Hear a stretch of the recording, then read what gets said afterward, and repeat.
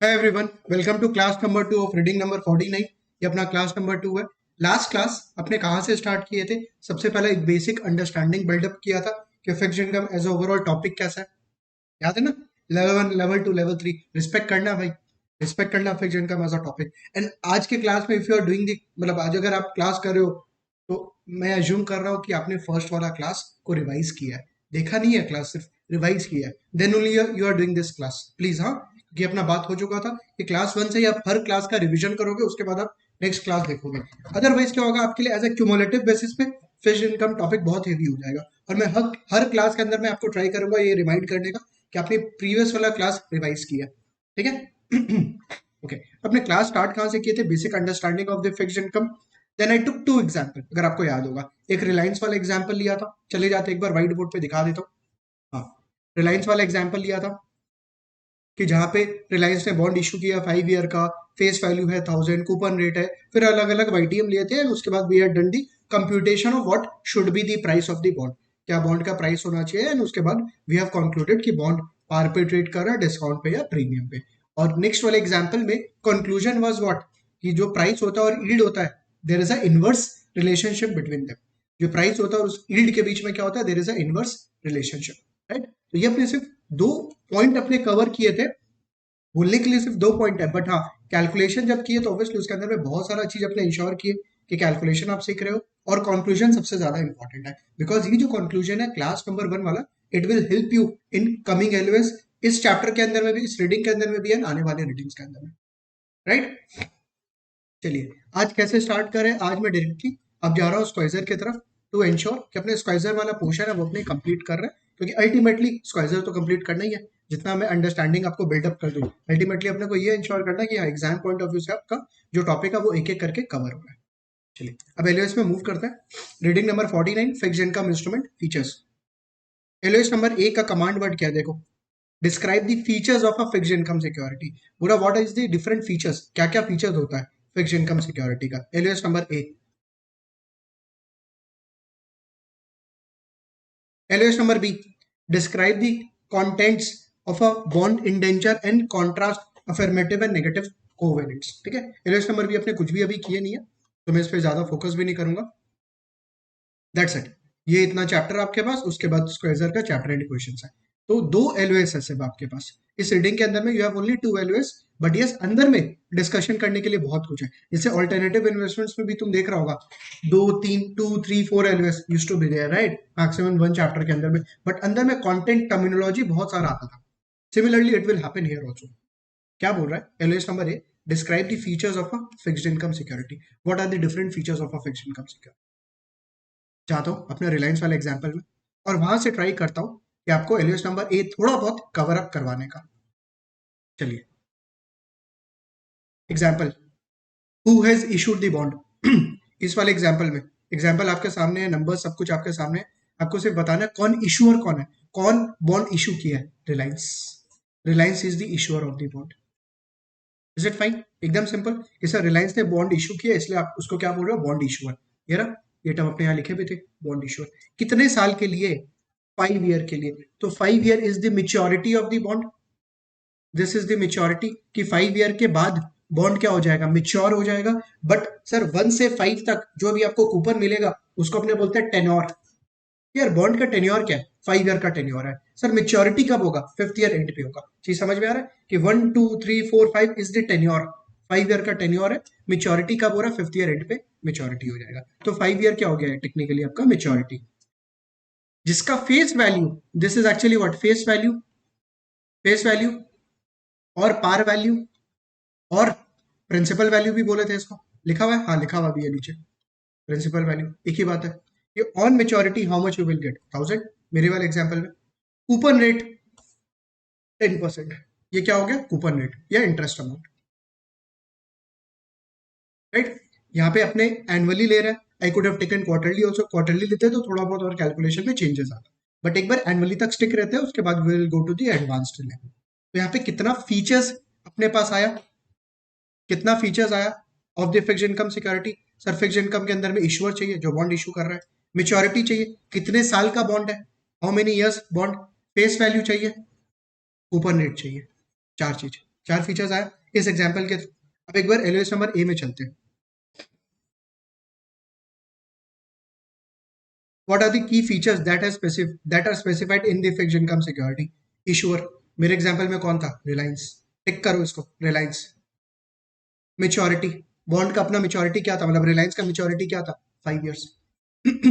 Obviously अपनी एक एक चीज को और अच्छे से समझेंगे, बट मैं एक बार ओवरऑल लेवल पे आपको कंप्लीट करा रहा हूँ ताकि तुमको थ्योरी नहीं लगे। एक एग्जांपल लिया उससे तुम्हारा थ्योरी कंप्लीट हो जाएगा। प्रिंसिपल अमाउंट, प्रिंसिपल मतलब क्या? Face value.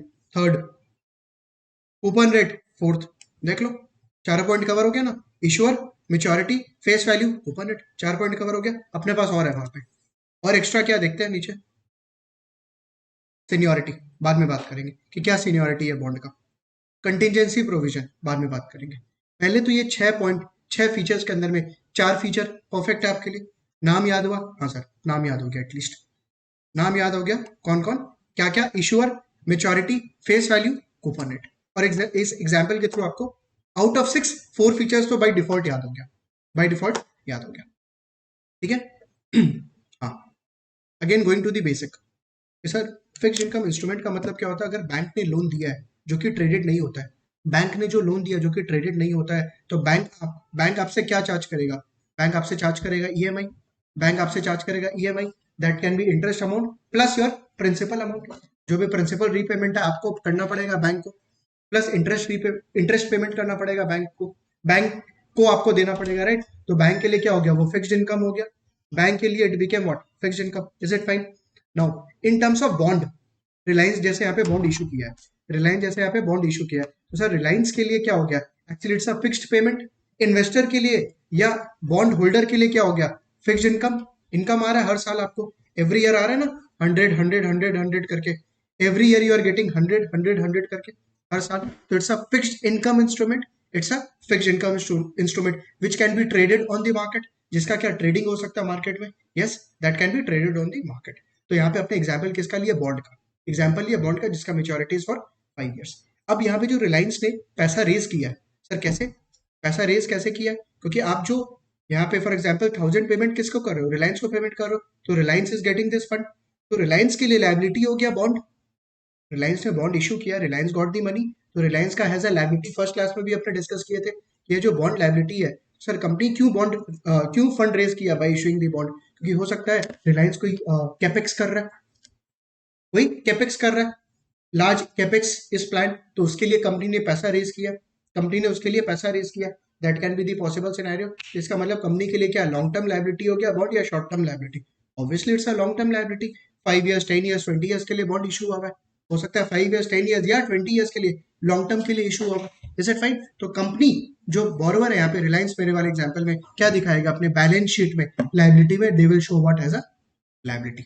लाइबिलिटी साइड में वो क्या दिखाएगा? बॉन्ड इशू किया है, it has to be paid for next say 5 years, so it will show as a long term liability। वो क्या दिखाएगा? लॉन्ग टर्म लाइबिलिटी दिखाएगा। ठीक है। Now talking about the specific features, अब एक एक करके फीचर्स को पकड़ते हैं। सबसे पहला फीचर्स क्या बोला? इशूअर। ठीक है, एक एक फीचर को पकड़ेंगे अपने और उसके अंदर में डिक करेंगे पूरा।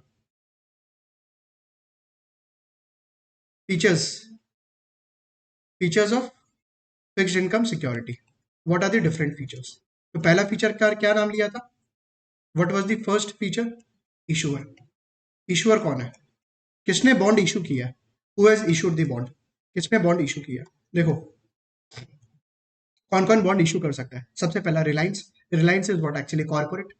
Is it fine? तो इशूअर कौन हो सकता है? सर कोई कॉर्पोरेट कंपनी इशू कर सकता है। Corporate company can issue the bond. Yes, corporate, जिसको अपने कॉर्पोरेट बॉन्ड बोलेंगे।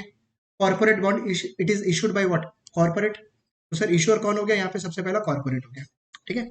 अब अगर रिलायंस इशू कर रहा है बॉन्ड, रिलायंस इशू कर रहा है, तो रिलायंस को पैसा पेमेंट करना पड़ेगा। किसको? इन्वेस्टर को। Principal and coupon payment. तो जो कंपनी है, जो कॉर्पोरेट है, वो कैसा कैसे पैसा पे करेगा? From cash flow from operations. CFO accounts में अपने करते हैं कैश फ्लो फ्रॉम ऑपरेशंस। जो भी कंपनी के पास पैसा आ रहा है, अरे जो प्रोजेक्ट्स में पैसा लगाया वहां से पैसा आ रहा है ना कंपनी को। कंपनी ने पैसा रेज किया इन्वेस्टर से, कोई प्रोजेक्ट में लगाया। अब उस प्रोजेक्ट से जो पैसा आ रहा है, कंपनी के जो बिजनेस में पैसा आ रहा है, उस बिजनेस में से जो पैसा निकलेगा, सर उसको अपने क्या करेंगे? पेमेंट कर देंगे इन्वेस्टर्स को। तो सबसे पहला क्या बोला, इश्यूअर में कौन आएगा, सबसे पहला कौन, corporate. Corporate can issue the bond, corporate bond issue कर सकता है। पेमेंट कैसे होगा, payment can be done through CFO, payment can be done from cash flow from operations, can be done from CFO, लिख दूं cash flow from operations short में CFO। और कौन बॉन्ड इशू कर सकता है, बताओ, और कौन बॉन्ड इशू कर सकता है, sovereign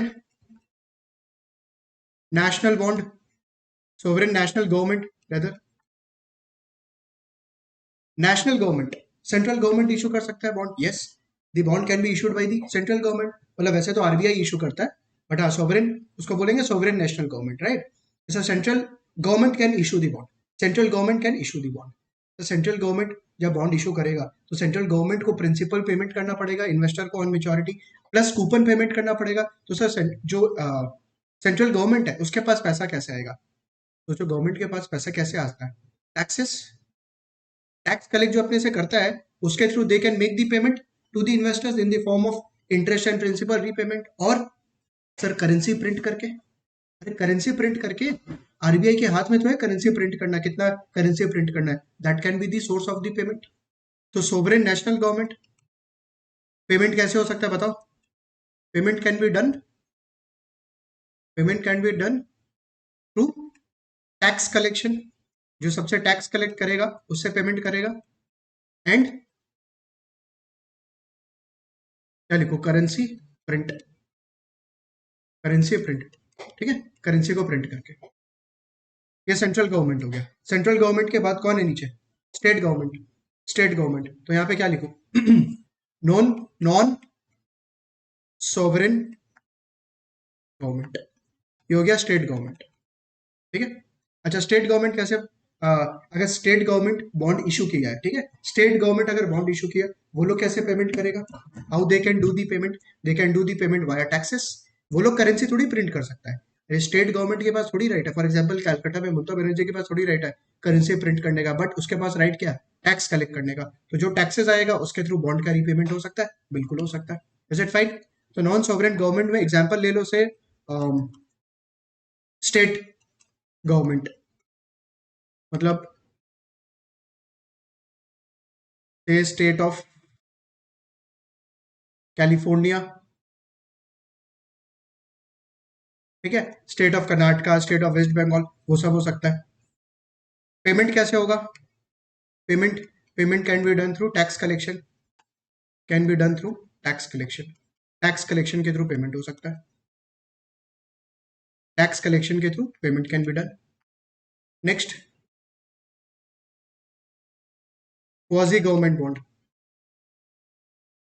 quasi government bond, quasi government bond क्या होगा, basically it's not a direct government but it is the agency of the government, directly government नहीं है ये लोग, बट क्या है सर, एजेंसी है। फॉर एग्जाम्पल कोलकाता के अंदर में municipal corporation, municipal corporation they also issue the bond, वो लोग सर बॉन्ड इशू करेंगे and they will make the payment, वो लोग क्या पेमेंट कर देंगे, quasi government bond, is it fine, कि सर डायरेक्टली गवर्नमेंट नहीं है बट गवर्नमेंट का क्या एजेंसीज है, गवर्नमेंट एजेंसीज,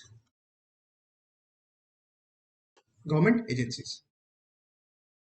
अच्छा क्वाजी गवर्नमेंट कैसे बॉन्ड रीपेमेंट करेगा, सर जो नेशनल हाईवेज बन रहा है, नेशनल हाईवेज बन रहा है, टोल टैक्सेस, टोल्स कलेक्ट कर रहा है, right, from that they can make the payment, tolls infrastructure development जो कर रहा है उस पर जो भी कलेक्शन कर रहा है सर उससे पेमेंट करेगा वो लोग, quasi government bonds, quasi government, right, ईश्वर।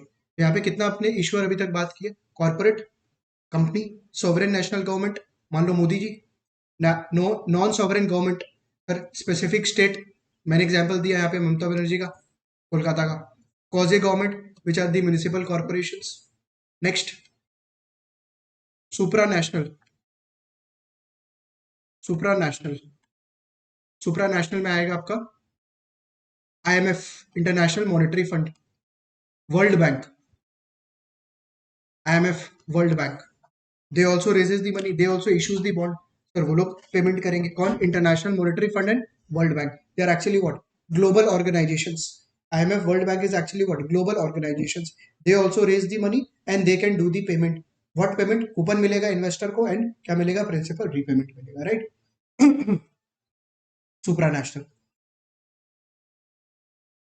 नेक्स्ट, अच्छा, आईएमएफ और वर्ल्ड बैंक आपको कैसे पैसा दे रहा है, वर्ल्ड बैंक कैसे पैसा दे रहा है, सोच के देखो। They are also giving the loan to different countries, तो वो कंट्री से जो पैसा आ रहा है वो इन्वेस्टर्स को in the form of coupon and principal repayment हो जाएगा। World bank is also giving loan ना, लोन दे रहा है, दूसरे कंट्री को लोन दे रहा है, तो कंट्री से सर जो पैसा आ रहा है, वहां से जो इंटरेस्ट आ रहा है, आपको एज ए इन्वेस्टर को क्या मिल जाएगा, आपका कूपन एंड प्रिंसिपल रीपेमेंट मिल जाएगा। सुप्रा नेशनल, तो कितना हो गया यहाँ पे 5। Corporate, sovereign national government, non sovereign government, quasi government and supra national, 5 हो गया। Last, last is special purpose vehicles का, special purpose entity, they can also be the issuer of the bond. Example, ABS, MBS, asset backed securities, mortgage backed securities, asset backed securities, MBS कहीं पे किया है, equity के अंदर में, chapter number 1, equity का chapter number 1 के अंदर में ABS, MBS का डिस्कशन हुआ है। Obviously there is a separate chapter अपना फिक्स इनकम के अंदर में, लास्ट आने वाले टॉपिक के अंदर में ABS, MBS आने वाला है, क्योंकि पूरा स्पेसिफिक चैप्टर्स रहने वाला है, वहां पे अपने हाफ पेज अराउंड डिस्कस किए होंगे, मतलब it will be just 6-7 lines, और यहाँ पे पूरा का पूरा रीडिंग एक चैप्टर है पूरा का पूरा। सोचो ABS, MBS कितना डिटेल में डिस्कस करेंगे, ठीक है। Special purpose entity, ABS, MBS थोड़ा सा हाईलाइट कर देता हूँ, आइडिया दे देता हूँ। ABS, MBS क्या डिस्कस किया हुआ है अपना, सर अगर बैंक ने होम लोन दिया हुआ है, bank has issued the home loan, तो बैंक को जो पेमेंट मिलेगा फ्रॉम दी होम ओनर से, बैंक को जो पेमेंट मिलेगा in the form of principal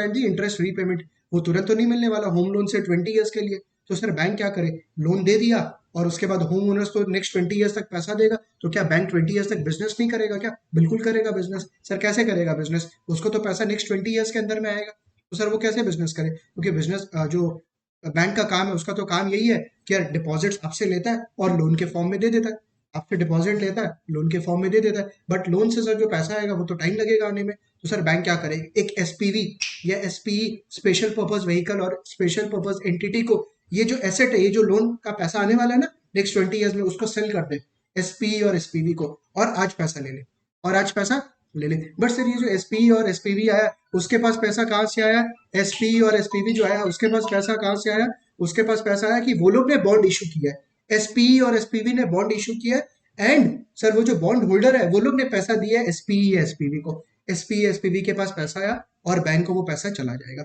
sir but फायदा क्या होगा, जो बॉन्ड होल्ड किया सर उसको पैसा कैसे मिलेगा, देखो जो लोन का होम ओनर्स ने जो लोन लिया है उसका जो प्रिंसिपल और इंटरेस्ट पेमेंट होगा, वो पैसा जाएगा बॉन्ड होल्डर्स को, वो पैसा जाएगा बॉन्ड होल्डर्स को, तो बॉन्ड होल्डर के पास कैश फ्लो आ रहा है। सर व्हाट इफ अगर होम ओनर डिफॉल्ट कर जाता है, तो होम ओनर अगर डिफॉल्ट कर जाता है तो उसका जो कोलैटरल है, उसका घर जो है वो कोलैटरल है, तो that is why it is actually what, asset backed securities.